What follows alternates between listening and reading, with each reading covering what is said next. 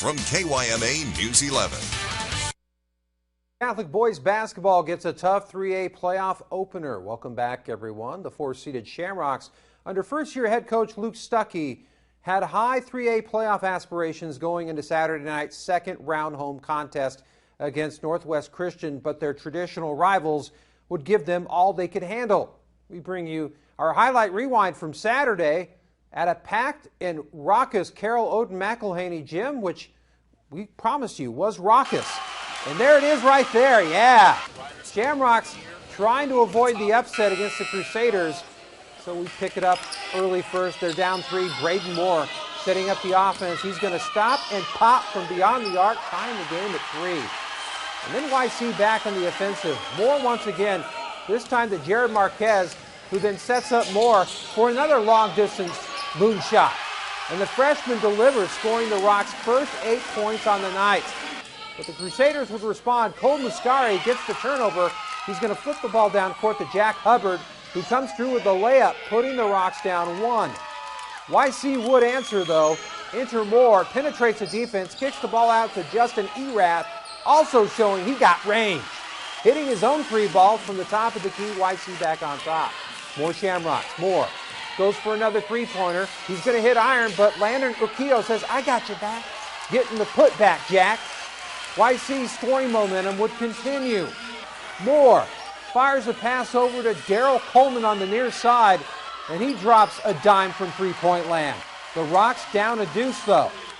Yuma Catholic trying to tie the game on this next playoff highlight, but Moore gets his pocket picked by Hubbard. He doesn't quit, though, fouling Hubbard on the block attempt on the other end, forcing him to the free throw line. Late first half, Moore. He's going to go for redemption, as you're going to see, and finds it with a steal and capping the playoff with a layup. The game would be tied at 24 points apiece at the half, but the Shamrocks' rivals would pull away in the second half, handing YC a 13-point loss and ending the Rocks' season.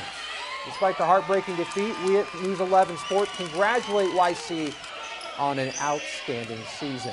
We go to Emma Lou Hansen Gym in Imperial on Friday, where Pacific Ridge looking to knock off IVL champion Imperial Tigers in Division II playoffs. Early first, Tigers up early.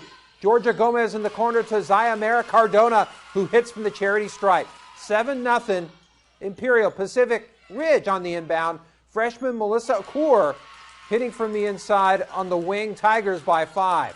Moments later, Cardona to Nayeli Cardona with a cross-court pass to senior Paulina Rangel, and she knocks it down from near the corner. Tigers back up 7. And then Rangel going to find a way to drive down the lane, and she's going to finish with a right-handed bucket. Imperial rolling it home in the CIF Division II quarterfinal. The Tigers will next host Holtville in the semis this coming Wednesday night. The gym's going to be rocking.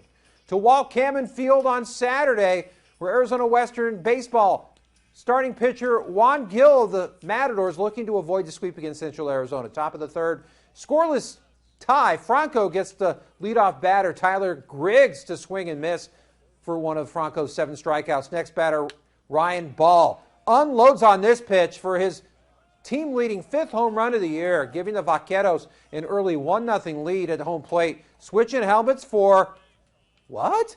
A cowboy hat? Yeah, I guess that's his way of celebrating. But the Matadors' Juan Gil Franco unfazed. He fans Tucson's Kiko Romero to end the top half of the third. No relation to Ernesto, by the way. Top half of the third. Catcher Noah Roberts sends a moonshot to short right center field. The ball falls between second baseman and right fielder on this play. Roberts with a leadoff single. AWC would go on to get the 8-2 win, earning a split in the double dip. The Mats are now 11-3 on the season. They next host Scottsdale Postgrad on Wednesday. And to Charlie Dine softball field for Game 2 of the doubleheader. Elisa Garcia and AWC looking to avoid the sweep from the mighty 5th-ranked Yavapai Rough Riders. Top of the first, no score. Gabby Fragoso sends a deep shot over San Luis's Annette Juarez in left center, and 1 run's going to score. Yavapai's Kayla Rogers is going to try to make it 2, and she's going to wind up getting home safe, even though that tag looked pretty close there. Rough Riders up 2-0. Moments later, it's Lovey Kepa'a Hope I said that name right. With the RBI single that scores Fragoso, Rough Riders up again, 3-0.